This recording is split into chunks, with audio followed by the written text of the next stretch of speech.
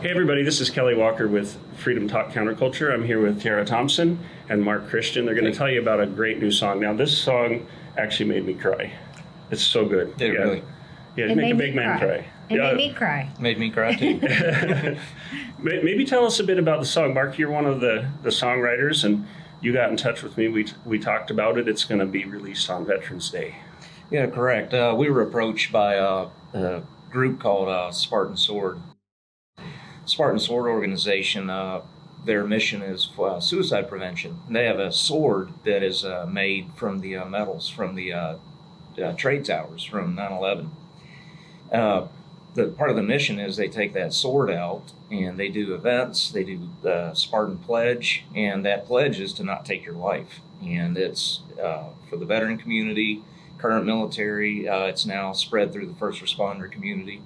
Because we do have a epidemic on our hands with suicides amongst our veterans and first responders. So we were approached by the Spartan Sword group to do a song because Tara is an awesome country singer and she's got the country audience, and we've never done anything to try to approach the country audience. And we love our country audience. They're patriotic. There's awesome folks. So they asked you first, what'd you say? Yeah, at first when they asked about doing the song. I remember I first was like, I don't think I'm your girl, because I didn't know how to write about something like that. I hadn't really experienced, the side effects of suicide. Yeah. So I think a week went by, and it was like, are you sure? We really need you, and we really, really like you to do it. And I was like, as long as Marc can be a part of it and write it with me. Yeah. And then we brought in our good buddy Joe Beck. And the rest is history. We kind of wrote that song.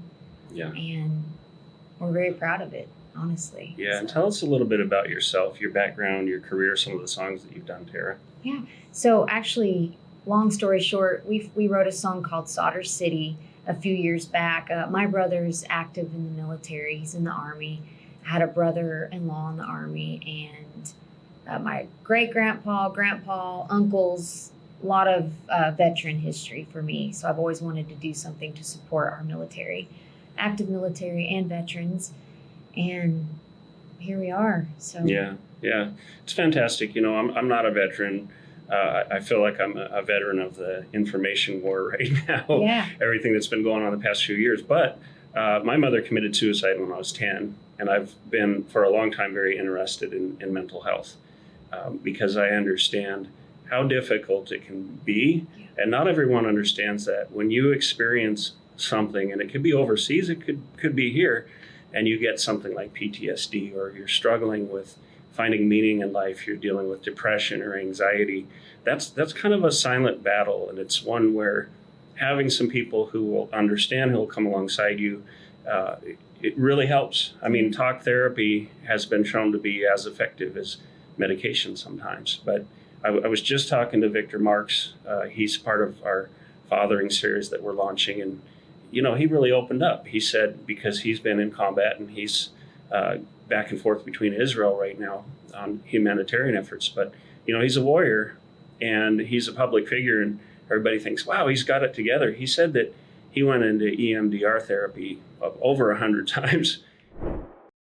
I want to encourage men, if you're experiencing depression, anxiety, those types of things, get some help, reach out to somebody. I did. Talk to them. Doesn't mean you're weak. It doesn't mean you're weak. Oh, heck no. That's the old stigma that if you raise your hand and go, hey man, I need some help. That's not weak. That's actually takes a ton of strength. Don't those struggles have a way of making you stronger? I mean, they do. It sucks. The process, absolutely. I mean, I wouldn't want depression or anxiety or panic attacks on my worst enemies. No, I know. Yeah. Because they're debilitating. But I will say this, it will bring you closer to the Lord if you allow it. Yeah. It will make you press into his word, the power of worship. And look, if you need medication, get medication. Mm-hmm. There's nothing wrong with meds for a season to help you get through something maybe tough. And that's sometimes the church is can be a little arrogant on that, and like, just believe. I'm like, trust me, someone in a panic attack has more faith than the greatest preacher. in the sense of like, man, I don't want this. I'll do anything, Lord. EMDR treatment, different types of counseling. I had EMDR. That's very effective. It really is. I had 123 visits in a 9-month period. So just to let people know how absolutely wrapped around an axle I was. And that's why everybody needs, to whatever, but just don't give up. Don't quit, and be aware of your stressors. Rest is essential to solid mental health. And again, men are committing suicide far greater than women these days. And it's very important for people to understand the spiritual aspects, the physical, the emotional, and work on all three to be the best dad and husband you can be, and man and warrior. Big, tough guys need help too. Yeah, absolutely. And you can be really tough on the outside, but still need people to come alongside you. So I was very touched by the lyrics. Maybe you guys can expand on some of those lyrics. There was a passage in there that talked about, just because the war's over doesn't mean it's over for you. Maybe you guys could talk about the lyrics and what led to those. I'll speak on my side of that. When we were thinking about how to write this song, one of the things I'm a first responder. I spent my first 6 years as a police officer. I still am a sworn officer, but also work on the fire side. And that's something people never see, is what we deal with. They see flashing lights going by. They never see what happens after that. Yeah. Our first responders, our veterans, they see things that the rest of the world will usually never see. Or understand. And you can be working with your brothers and sisters in the field, dealing with those things. And that brotherhood, sisterhood is amazing. It's one of the best things that is out there. Yeah. And until you experience it, it's hard to tell people what that's like. Mm-hmm. But on the other side, people retreat in themselves. They retreat with all the things they've seen, the things that they may have nightmares about. I mean, there's guys I know now that from years ago, one in particular always says, I still remember that little girl's pink shoes. It's those things that stay with you. Yeah. And if you don't have a network, if you don't talk, if you don't have a mission, if you don't have a purpose, what do you have? Yeah. And if you don't have any grounding at all, that's when like I said, people retreat or they self-medicate and they're afraid to talk. That stigma, we want to break that. And with this song, one of my favorite lines in the song is, there's a weight on their shoulders you'll never know. Yeah. And, we want to humanize our first responders, our veterans, our current military service members. Right. Hey, look at them. When you do thank them, just know there's a lot going on under there for some of these folks. Yeah, I feel a real kinship with first responders. I've worked with police and fire, especially for years when I was head of a city department. And, I haven't seen some of the things they've seen, but I've heard the stories, and I can just imagine that it takes an impact. I'm the son of a pastor. My dad was a pastor for 50 years, and even just hearing people's issues and problems, you carry that weight around with you. I would say make sure that you as a father are trying to be the best that you can be and be true man. Society is constantly tearing away at toxic masculinity, as they term it. Really what they're trying to do is take the teeth and the claws out of the lions, because what they want is a docile society where women are vulnerable, where men have no capability of protecting what they love or what they cherish, which is in our case, God, family, freedom. And I think it's been detrimental to our society, because instead of confronting the hardships of life, they run from them. They abandon their families. They abandon this and that because they've never truly been tested. They've never learned what it's like to be in a fight, to know that life is not easy. And so instead of confronting those challenges and hitting them head on, they run from them. And we've created a very weak and immoral society. The only thing that keeps evil at bay in this world is strong men willing to pick up the sword and the shield. And look, I've been telling this on the campaign trail lately, is I love the men who signed the Declaration of Independence. Those Those men had courage, but I don't know that any of those men actually picked up the sword and the shield. What they did is they went to guys like George Washington and said, hey, we sent this letter to England. We don't think they're going to like this. They were willing to defend the principles of the Declaration of Independence, and that is why we have America.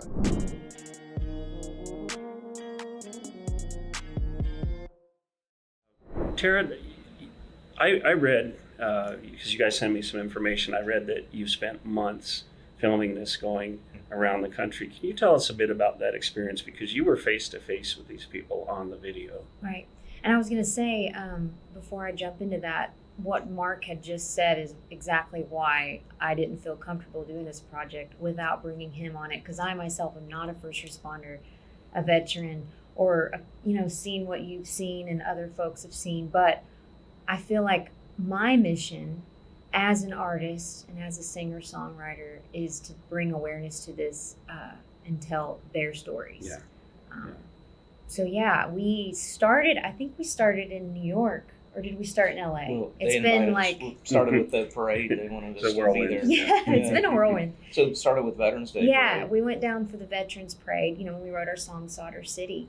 And that's kind of where this all kind of sparked from, was we did the Veterans Parade, and then we went back, wrote this song, Heroes Need Heroes, and then we went to LA to film a lot of supporting the first responders and It was the the policemen. LA County Sheriff's Yeah. Department. And then we went to New York to capture the fire department, and we ended up doing a lot more than we expected when we went to New York, because we ended up Yeah. filming pretty much the music video.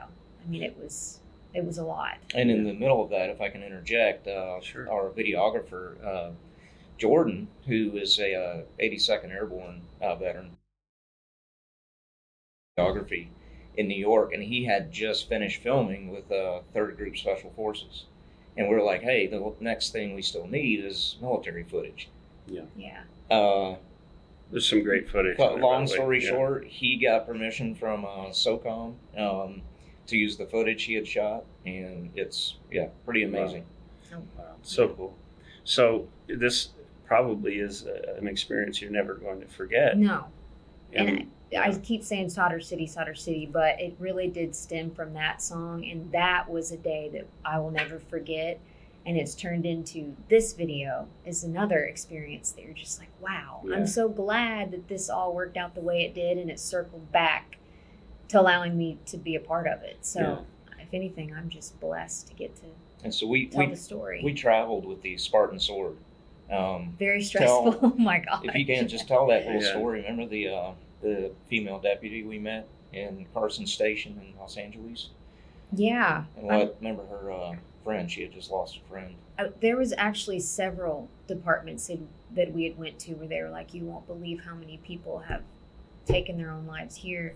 And then the specific lady that he's talking about, I remember she said she showed up for work that day just thinking it would be a normal, regular day. Nothing with filming. We had cameras, and we're like, we need you to do this. And, she did all of her parts. And then we get to chatting, and she had asked about what the song was about. And I'm like, it's actually a suicide awareness song. We're bringing awareness.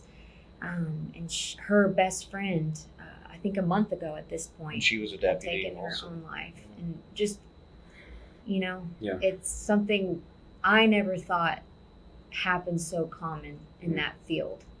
So Yeah. it was shocking to see her, still going on and Yeah. putting on a brave, strong face, when really inside, who knows what's going on with her. And she's also not more to the story about her brother.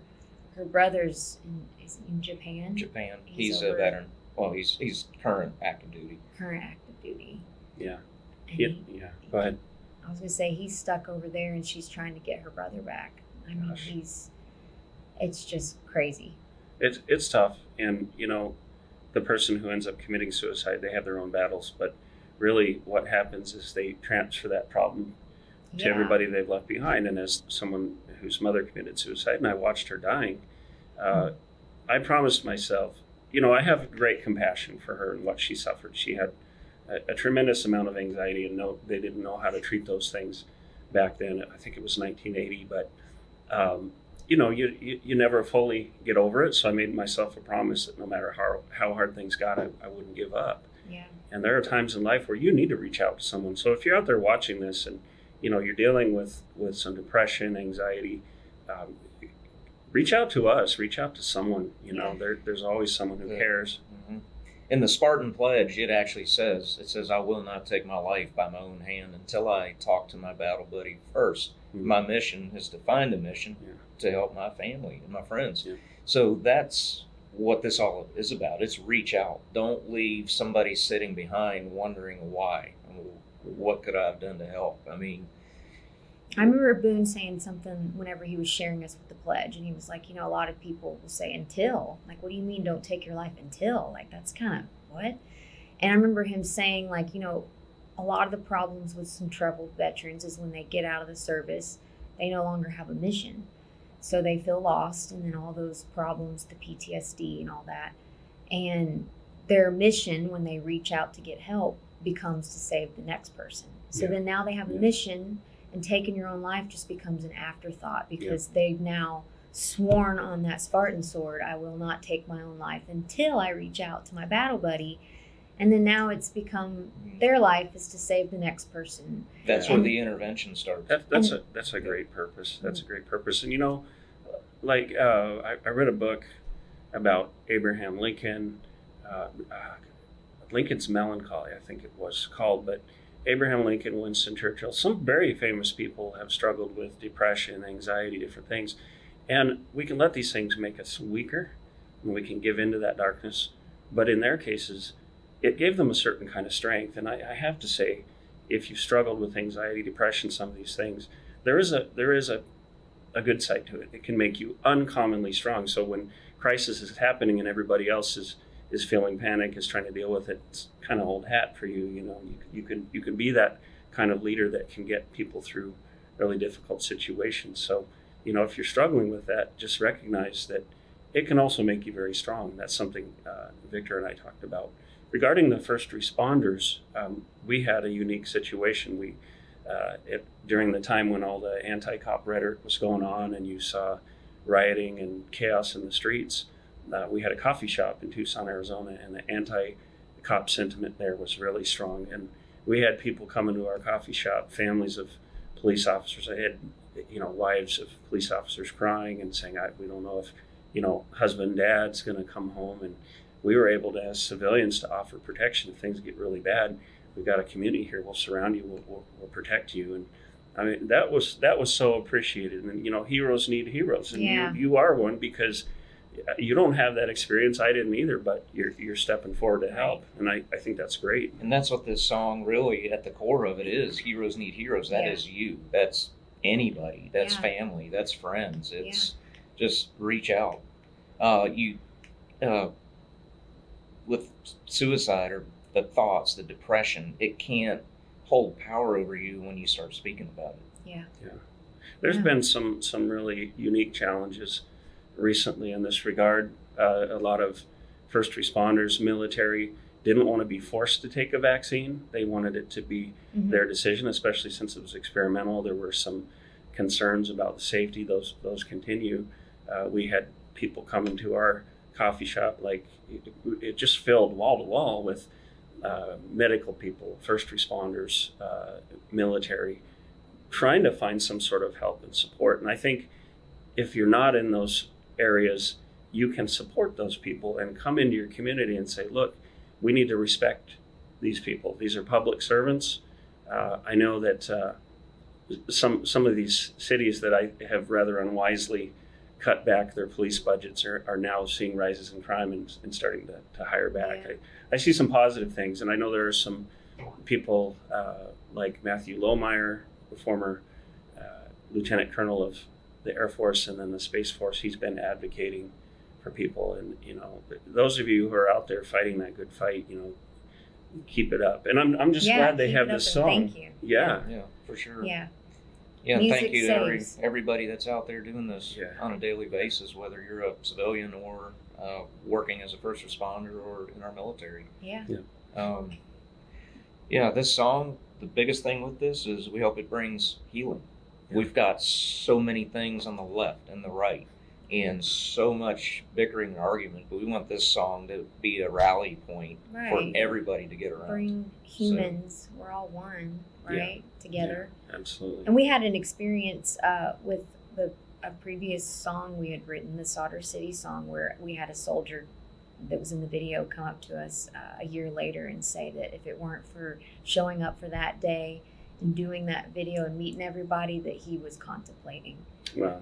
He actually took the pledge that night of the Yeah. video. And we were goosebumps. And Because somebody else overheard him speaking, Yep. and Yep. they grabbed him, talked to him, did the pledge, and that actually was a big, crucial part of turning his life around. Yes. And finding a mission and seeing, oh, there's people out here that do care. Yeah, absolutely are, and it can feel very lonely. You know, I have they call it an anxiety disorder that runs in my family. So I've experienced that. I've had to learn through struggles and the hard way to figure out how to treat it. But it can be kind of like a silent illness, if you want to call it an illness, because you know people see you on the outside, they don't know what's going on the inside. It can be lonely, and you can feel vulnerable. Like, how do I even talk to somebody about this? Particularly, I think for men and women, but particularly for men, you know, we're supposed to be stoic and strong, and you know, I know some people, even to their spouse, they don't want to talk about it, because as men, you know, we're supposed to be providers, we're supposed to be strong. But as Victor Marc said a few weeks ago when I interviewed him for the fathering series, he said there is strength in that. There's strength in coming out and saying, hey, I need some help. You know, it doesn't mean you're not strong. I think it means you're very strong. Yeah, I mean, talking about it is better than hitting the bottle or going into opiates or, you know, getting some sort of a bad addiction that's just going to numb the pain.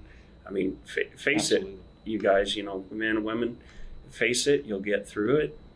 It's better just to get it out there and find people who will help you. And there are people who care. Like in our song, remember someone always loves you even when you think they don't. So. Yeah, absolutely. And you know, music is so powerful. I wish Nick Natoli could be here. I asked him to join us for a counterculture show. We interview musicians and actors and artists.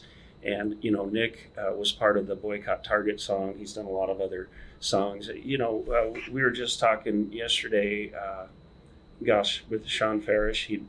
He has a show, but he's also known for these great Trump impersonations. But we were talking about how we're getting a parallel culture where people are singing about values like supporting military and first responders, maybe things that in some circles aren't popular. And I think that's one of the stresses that people are dealing with right now. There's been the anti-cop sentiment, and you know, I haven't followed up too much on this, but I hear stories about veterans being kicked out of housing so that immigrants can be put in. There's some policies and things going on that I think can put extra stress into people's lives. And you know, just having a song like this to listen to, it makes a big difference. It makes a big difference. Somebody like me talks a lot, but those songs, there's some power in that.